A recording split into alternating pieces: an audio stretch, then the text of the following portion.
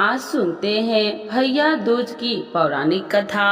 तो एक बार बोलिए प्रेम से यमराज देवता की जय, यमुना माता की जय। भैया दूज पर्व कार्तिक मास के कृष्ण पक्ष की द्वितीया तिथि को मनाया जाता है।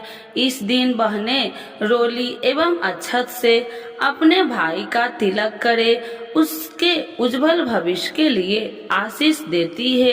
भैया दूज की पौराणिक कथा के अनुसार भैया दूज के संबंध में पौराणिक कथा इस प्रकार से है। सूर्य की पत्नी संज्ञा से 2 संतानें थी, पुत्र यमराज तथा पुत्री यमुना। संज्ञा सूर्य का तेज सहन न कर पाने के कारण अपनी छाया मूर्ति का निर्माण कर उन्हें ही अपने पुत्र पुत्री को सौंपकर वहां से चली गई।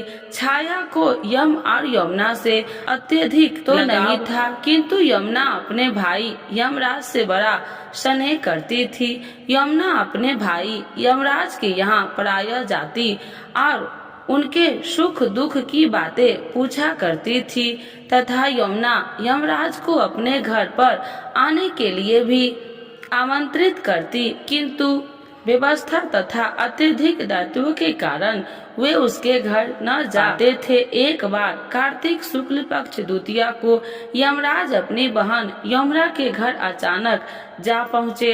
बहन के घर जाते समय यमराज नरक में निवास करने वाले जीवों को मुक्त कर दिया। बहन यमुना ने अपने सहोदर भाई का बड़ा आदर सत्कार किया, विधिवत व्यंजन बनाकर उन्हें भोजन करवाया तथा भाल पर तिलक लगाया। जब वे वहां से चलने लगे तब उन्होंने यमुना से कोई भी मनोवांछित वर मांगने का अनुरोध किया। यमुना के उनके आग्रह को देखकर कहा, भैया यदि आप मुझे वर देना ही चाहते हैं तो यही वर दीजिए कि आज के दिन प्रति वर्ष आप मेरे यहाँ आया करेंगे और मेरा आतिथ्य स्वीकार किया करेंगे। इसी प्रकार से जो भाई अपनी बहन के घर जाकर उसका आतिथ्य स्वीकार करे तथा इस दिन जो बहन अपने भाई को टीका करके भोजन खिलाए, उसे आपका भय न रहे। इसी के साथ उन्होंने यह भी वरदान दिया कि यदि इस दिन भाई बहन यमुना नदी में डुबकी लगाए तो वे यमराज के प्रकोप से बचे रहेंगे।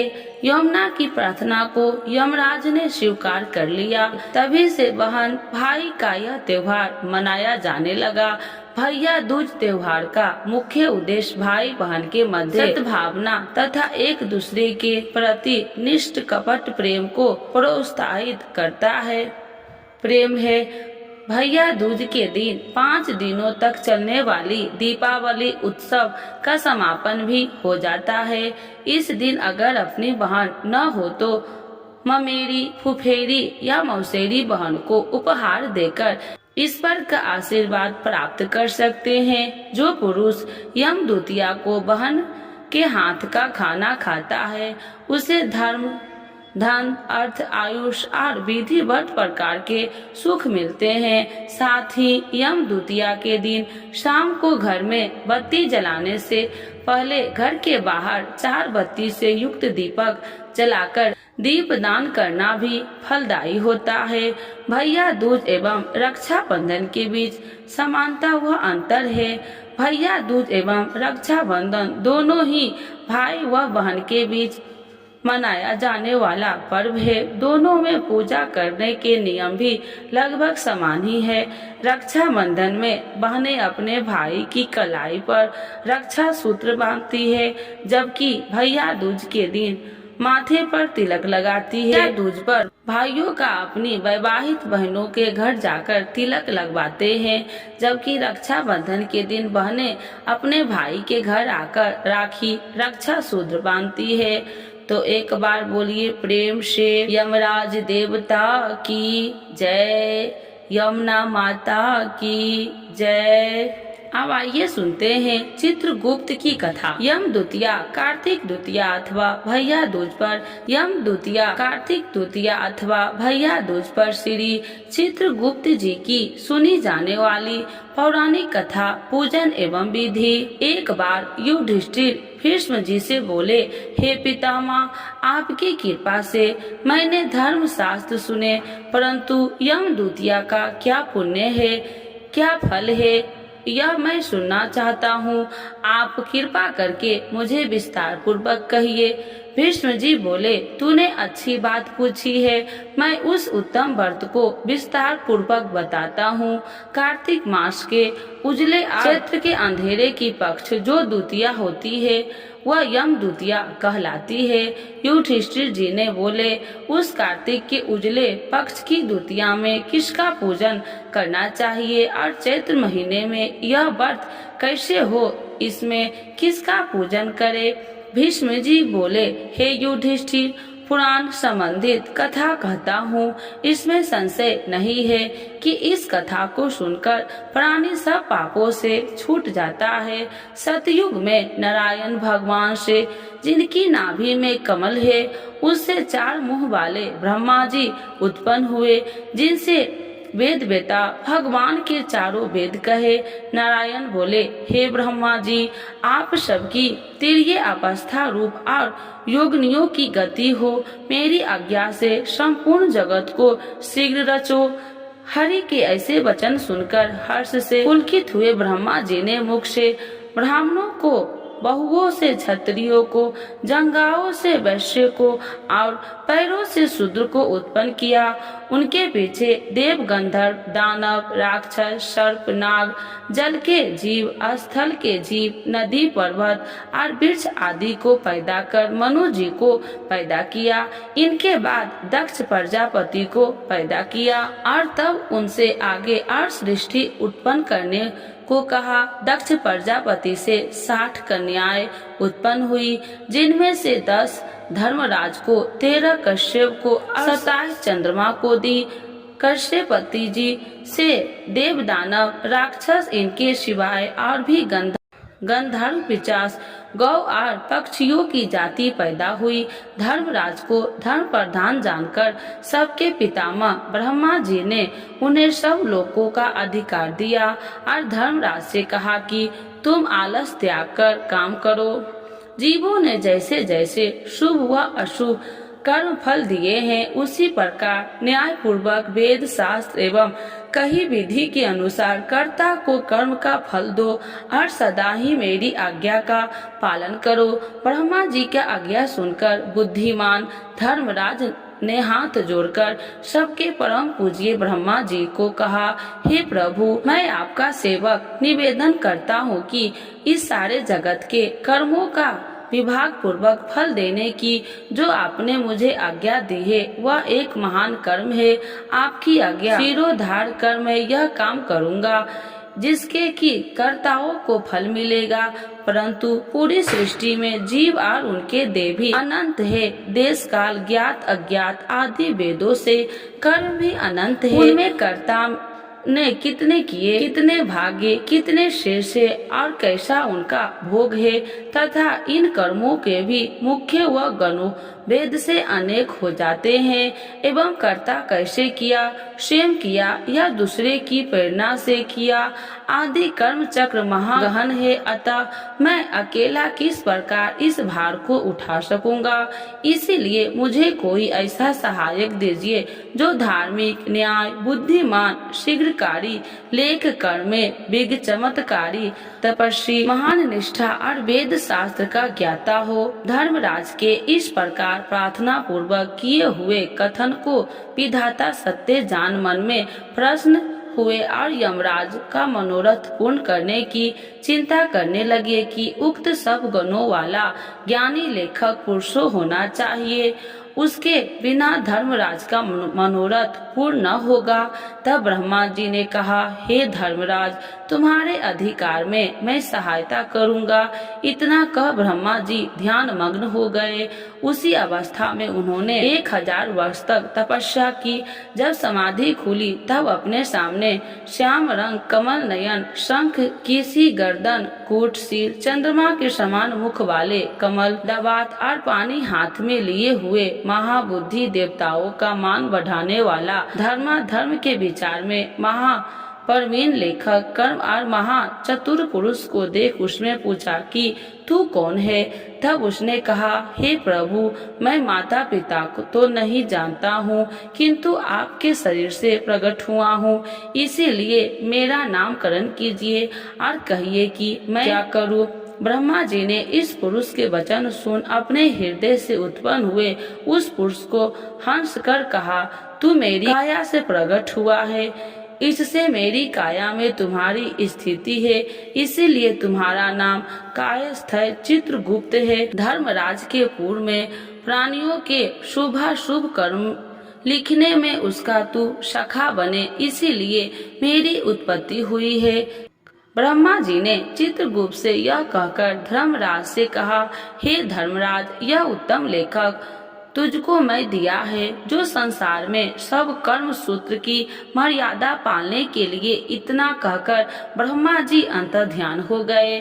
फिर वह पुरुष चित्रगुप्त कोटि नगर को जाकर चंड प्रचंड ज्वालामुखी काली जी के पूजन में लग गया। उपवास कर उसने भक्ति के साथ चंडिका जी की भावना मन में की। उसने उत्तम माता से चित्र लगाकर ज्वालामुखी देवी का जप और स्तोत्र से भजन पूजन और उपासना इस प्रकार की, हे जगत को धारण करने वाली, तुमको नमस्कार है। महादेवी, तुमको नमस्कार है। स्वर्ग, मृत्यु, पाताल आदि लोकांतरों को रोशनी देने वाली, तुमको नमस्कार है। संध्या और रात्रि रूप भगवती, तुमको नमस्कार है। श्वेत वस्त्र धारण करने वाली सरस्वती, तुमको नमस्कार है। सतरज तमोगुण रूप वेदांगों को क्रांति देने वाली, हिमाचल पर्वत पर स्थापित आदि शक्ति चंडी देवी, तुमको नमस्कार है। उत्तम और न्यून गुणों से रहित वेद की प्रवृत्ति करने वाली, 33 कोटि देवताओं को प्रकट करने वाली, त्रिगुण रूप निर्गुण गुण रहित गुणों से परे गुणों को देने वाली, तिरी नेत्र वाली, 3 प्रकार की मूर्ति वाली, साधकों को वर देने वाली, दैत्य का नाश करने वाली, इंद्रादि देवता को राज्य देने वाली, श्री हरि से पूजित देवी, हे चंडिके, आपका इंद्रादि देवता को जैसे वरदान देती है, वैसे ही मुझको वरदान दीजिए।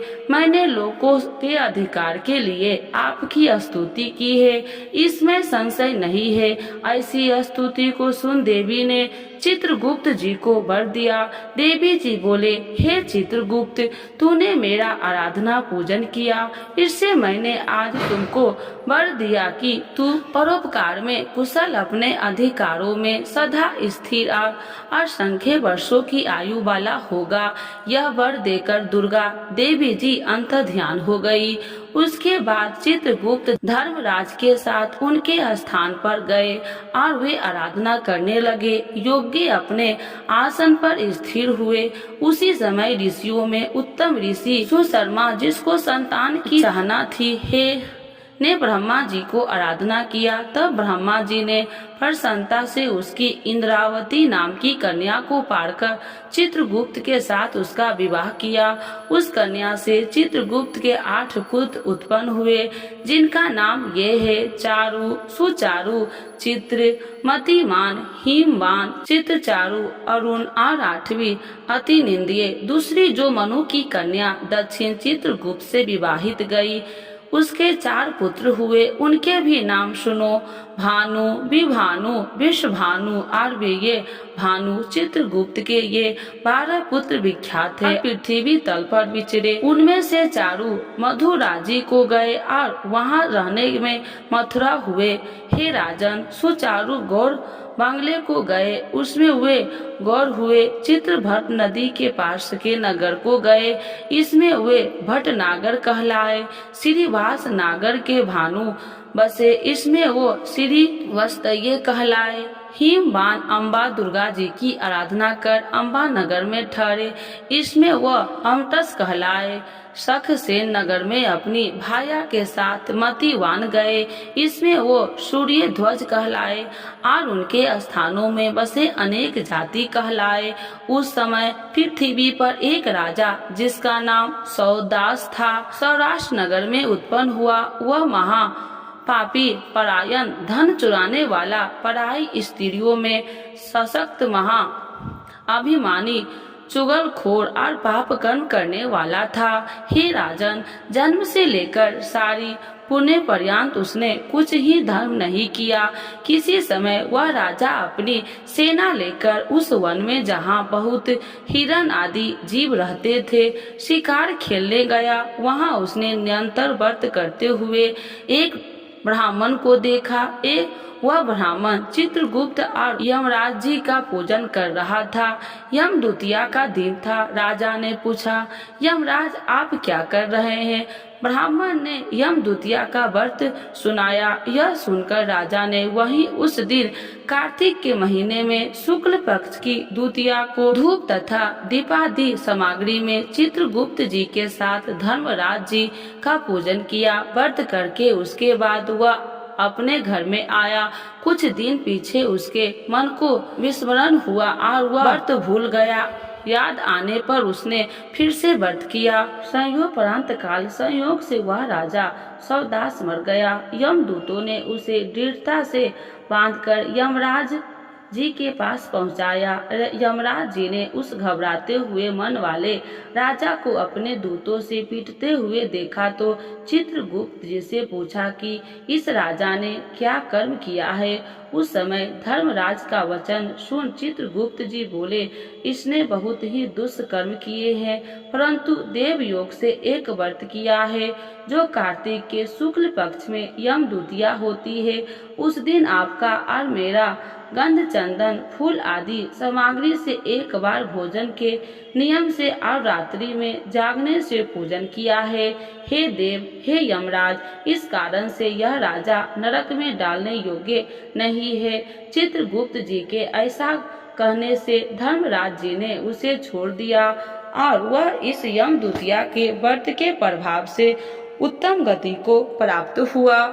ऐसा सुनकर राजा युधिष्ठिर भीष्म से बोले, हे पितामह, इस व्रत को मनुष्य को धर्मराज और चित्रगुप्त जी का पूजन कैसे करना चाहिए, सो मुझे कहिए। भीष्म जी बोले, यम द्वितीया के विधान को सुनो। एक पवित्र स्थान पर धर्मराज और चित्रगुप्त जी की मूर्ति बनाए और उनकी पूजा की कल्पना करे। वहाँ उन दोनों की प्रतिष्ठा कर 16 प्रकार व 5 प्रकार की सामग्री से श्रद्धा भक्ति युक्त नाना प्रकार के पकवानों, लड्डुओं, फल फूल, पान तथा दक्षिणादि सामग्रियों से धर्मराज जी और चित्रगुप्त जी का पूजन करना चाहिए। पीछे बारंबार नमस्कार करे।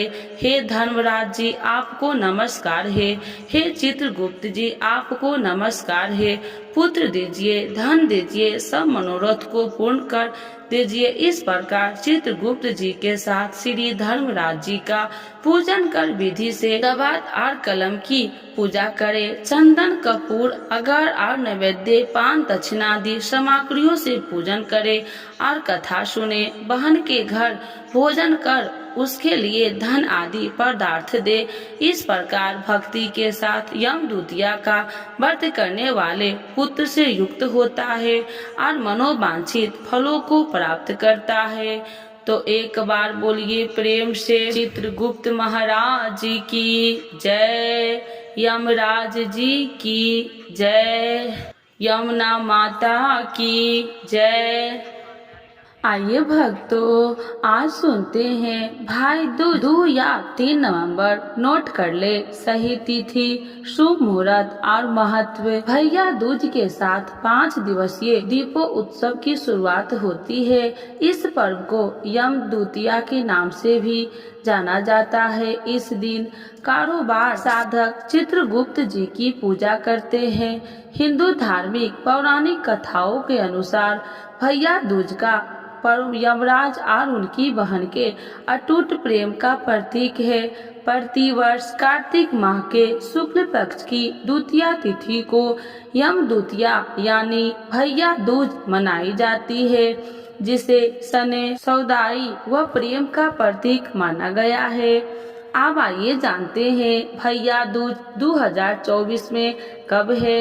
इस वर्ष कार्तिक माह के शुक्ल पक्ष की द्वितीया तिथि 2 नवंबर 2024 रात्रि 8:21 से प्रारंभ होगी।